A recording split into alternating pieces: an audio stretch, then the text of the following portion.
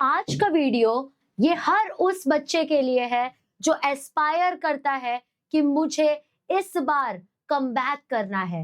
ये वीडियो हर उस बच्चे के लिए है जिसका एम है कि मुझे 12th स्टैंडर्ड में 90% लाना है। Now you must be thinking कि ये वीडियो देख के हमारा क्या फायदा।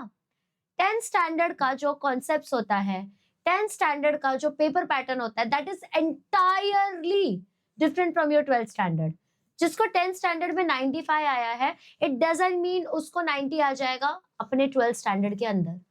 तो ऐसा क्या रूटीन अपनाना चाहिए, ऐसी क्या गलतियां नहीं करनी चाहिए सो दैट हमको भी 90% स्कोर आ पाए। तो चलो ये वीडियो लास्ट तक देखना सो दैट तुम ऐसी गलती ना करो और तुम लोग डेफिनेटली 90% लेके आ पाओ। जो बच्चा ये रूटीन को फॉलो कर लिया ना बेटा, वो बच्चे का 90% आना शॉर्ट हो जाएगा। बट नॉन नेगोशिएबल है कोई भी चीजें स्किप करना। It is non negotiable, you can not skip. तो चलो without further edu let's get started. तो तुम्हारे दिमाग में आता होगा एक टॉपर बच्चा है, टॉपर बच्चे को 14 से 12 घंटे तो पढ़ना ही है। तो no, you are absolutely wrong. तुम लोगों को 14 से 12 घंटे पढ़ने की कोई जरूरत नहीं है, बल्कि तुम्हें जरूरत है फॉर बीइंग कंसिस्टेंट। हर दिन फोकस स्टडी स्लॉट जो इंसान करता है ना, उसको 12 से 14 घंटे एक दिन पहले पढ़ने की जरूरत नहीं पड़ती। उसको सिर्फ कंसिस्टेंट रहना है, हर दिन पढ़ना है, हर दिन शो अप करना है। Do it anyways and trust me, जो आगे के मैं स्टेप्स बता रही हूँ, अगर तुमने कंसिस्टेंटली कर लिया ना, तुम्हारा 90% आने से कोई तुम्हें नहीं रोक सकता। ध्यान से देखना बेटा, ध्यान से देखना। अब देखो, सबसे पहले मैं बात करने वाली हूँ कुछ इंपॉर्टेंट स्टेप, 6 स्टेप का ये बात है। First step will be morning activation. सुबह 6:30 बजे उठना है, नॉन नेगोशिएबल, चाहे संडे क्यों ना हो। बेटा 1 साल की बात है ना, 1 साल की 15 से 20 मिनट तुमको लाइट रिवीजन करना है।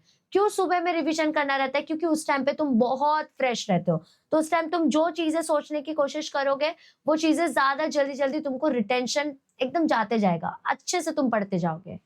नेक्स्ट इंपॉर्टेंट चीज है, कॉलेज को यूटिलाइज करो।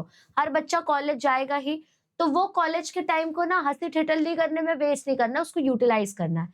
उस टाइम पे जो सिखाया जा रहा है वो कॉन्सेप्ट को समझो, अपने जो भी डाउट्स है उनको क्लियर करो, और घर पे आके सिर्फ और सिर्फ प्रैक्टिस और रिवीजन करना है। इन केस कोई बच्चा है जिसने इंटीग्रेटेड कॉलेज लिया, तो वो बच्चा क्लासेस जाता रहता है, तो उसको क्लासेस के लिए ये चीज करना है, उसको वहीं के वहीं कॉन्सेप्ट समझना है, वहीं के वहीं डाउट्स क्लियर करना है, और घर पे प्रैक्टिस और रिवीजन के अलावा कुछ और नहीं।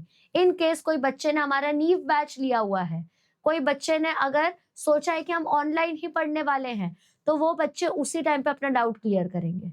चाहे तुम गूगल से करो, पढ़ाती हुई टीचर से करो, रिकॉर्डेड वीडियो तो गूगल से करो, बट जैसे ही तुम प्रैक्टिस करने बैठे ना, उस टाइम तुम डाउट क्लियर नहीं करोगे। उस टाइम तुम सिर्फ प्रैक्टिस करोगे और रिवीजन करोगे। ये एकदम नॉन नेगोशिएबल स्टेप है। नेक्स्ट स्टेप रहेगा बेटा आपका कि ये मेन स्टडी ब्लॉक को फॉलो करना ही है। एटलीस्ट 3 स्टडी स्लॉट्स होने चाहिए तुम्हारे, 60 टू 90 मिनट्स के अप्रोक्स, मतलब एक स्टडी स्लॉट 60 टू 90 मिनट्स का, देन सेकेंड, देन थर्ड। अब ये जो स्टडी स्लॉट्स मैं बता रही हूँ, इसको एक ही साथ 1.5 घंटा नहीं बैठना होता है। इसमें तुमको पोमोडोरो टेक्निक यूज करना पड़ता है, यानी कि 30 मिनट्स एंड 30 मिनट्स, मान लो मैं 1.5 घंटा पढ़ने वाली हूँ, तो इसके अंदर तुमको टाइम स्लॉट डालना है 25 minutes 5 minutes, 25 minutes 5 minutes and 25 minutes 5 minutes. तुमको 25 मिनट्स एकदम अच्छे से पढ़ना है, 5 मिनट्स का ब्रेक ले लो, फिर 25 मिनट्स पढ़ लो, फिर 5 मिनट्स का ब्रेक ले लो, फिर 25 मिनट्स पढ़ लो, फिर 5 मिनट्स का ब्रेक ले लो। ऐसे करके तुम्हारा दिमाग ना बोर्डम की तरफ नहीं जाता और तुम्हें स्टिल वो सारी चीजें फ्रेश फील होती है। ठीक है, अब याद रखना है 2 सब्जेक्ट वैसे उठाना है जो बोर्ड फोकस करना है, यानी कि आप थियरी और राइटिंग प्रैक्टिस करेंगे बोर्ड के स्टाइल में। ठीक है, और एक सब्जेक्ट का आपको प्रैक्टिस करना है जिसमें न्यूमेरिकल्स आ जाएगा, आपका पीवाईक्यूज आ जाएगा, एंट्रेंस वाला प्रैक्टिस या तो प्रैक्टिस वाली चीजें। ठीक है, फॉर एग्जाम्पल अगर आपने फिजिक्स उठाया और आपने केमिस्ट्री उठाया, फिजिक्स का अगर न्यूमेरिकल्स उठा लिया, केमिस्ट्री का थियरी उठा लिया, तो वहां पे आप मैथ्स या बायो का प्रैक्टिस करेंगे। ठीक है, तो मैथ्स या बायो तो आप ऑप्शन में रख रहे हैं, एक दिन मैथ्स कर लो, दूसरे दिन बायो कर लो। ठीक है, नेक्स्ट स्टेप देखेंगे बेटा कि आपको चैप्टर कैसे कंप्लीट करना है। अब आपके सामने चैप्टर आया तो पहले उसको कॉन्सेप्ट समझो, बिना कॉन्सेप्ट समझे क्वेश्चंस नहीं सॉल्व होंगे। तो कॉन्सेप्ट समझ गए, अब क्वेश्चन सॉल्व करने की कोशिश करना है। क्वेश्चन सॉल्व कर लिया, शॉर्ट नोट्स उसी के उसी टाइम बनाओ, क्योंकि जब एग्जाम रहेगा तुम पूरे के पूरे चैप्टर्स नहीं पढ़ पाओगे, बहुत बड़ा बैकलॉग क्रिएट होगा। शॉर्ट नोट्स का मतलब क्या होता है, पूरा चैप्टर जो 20 से 25 पन्नों में तुमने लिखा था वो 2 पेजेस में लेके आ जाना, that is called as short notes. ठीक है, अब बेटा स्टेप 5 रहेगा डेली रिवीजन रूल। हर दिन तुमको रिवाइज करना है, बट एक तरीके से रिवाइज किया जाता है। मैं बताती हूँ कैसे। ठीक है, फॉर एग्जाम्पल मैंने आज के दिन कुछ पढ़ा, ये चीज मैं 4th डे पे जाके रिवाइज करूंगी। ठीक है, फिर 7th डे पे वो चीज का मैं क्वेश्चन प्रैक्टिस करके देखूंगी याद है कि नहीं, और फिर 10th डे पे मैं क्वेश्चन प्रैक्टिस प्लस पीवाईक्यूज करके देखूंगी। उसके बाद वो चीजें तुम्हें याद हो जाएगी, और 10th डे के बाद तुमको क्या करना है, जब भी टेस्ट हो, जब भी वो चैप्टर की जरूरत हो, सिर्फ एक बार देखना, तुमको सब याद रहेगा। क्या कहा मैंने, पहले दिन पढ़ो, चौथे दिन रिवाइज करो, 7वें दिन उसी चैप्टर के क्वेश्चन प्रैक्टिस करो, कुछ प्रॉब्लम रहा तो फिर से रिवाइज करो। 10th डे सेम, आप लोगों को वही सेम चैप्टर के क्वेश्चन प्रैक्टिस करना है, कुछ प्रॉब्लम रहा तो फिर से रिवाइज।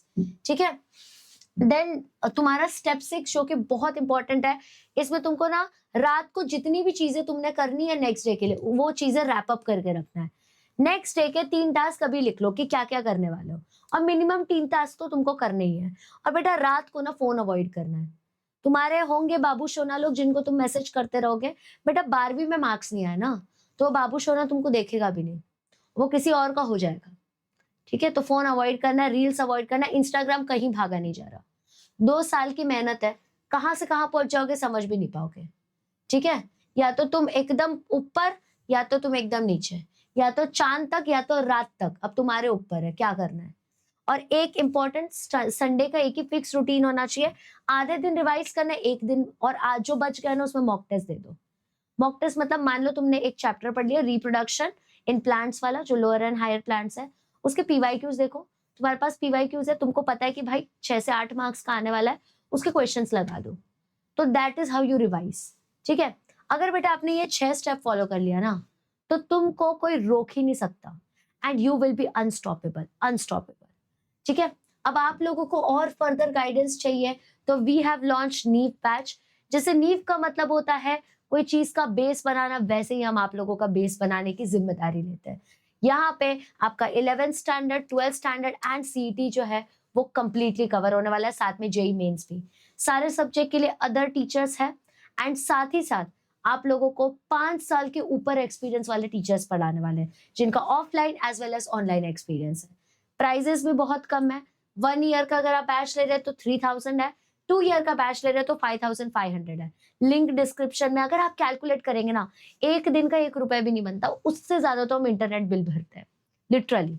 ठीक है, और अगर आप ऑफलाइन पढ़ना चाहते हैं तो ऑफलाइन सेंटर्स भी हमारे पास प्रेजेंट है, तो 90% स्कॉलरशिप पे आप अपना ऑफलाइन सीट जो है वो अचीव कर सकते हैं। तो go and grab your opportunity, नहीं तो ग्रो करने में प्रॉब्लम हो जाएगा। ठीक है, अब लास्ट चीज मैं तुमको एक बात बताना चाहूंगी कि तुम्हारे सामने ना बहुत सारी प्रॉब्लम्स आएगी, कभी मन नहीं करेगा, कभी तबीयत खराब होगी, कभी घर में शादी होगा, कभी कुछ हो गया होगा, कभी सैड हो, कभी ब्रेकअप हो गया, हो सकता है ब्रेकअप, व्हाई नॉट, हो सकता है उस टाइम पे, या फिर तुम किसी से प्यार व्यार हो गया, या तो कुछ हो गया, दोस्त से झगड़ा हो गया, मम्मी से झगड़ा हो गया, बट उस दिन भी you need to chant these 3 beautiful words. You need to chant this beautiful words. Do it anyways. बस यही तुमको बोलते जाना है। Do it anyways. Comment section में लिख के बोलना #do it anyways. कुछ भी हो जाए, you need to do it.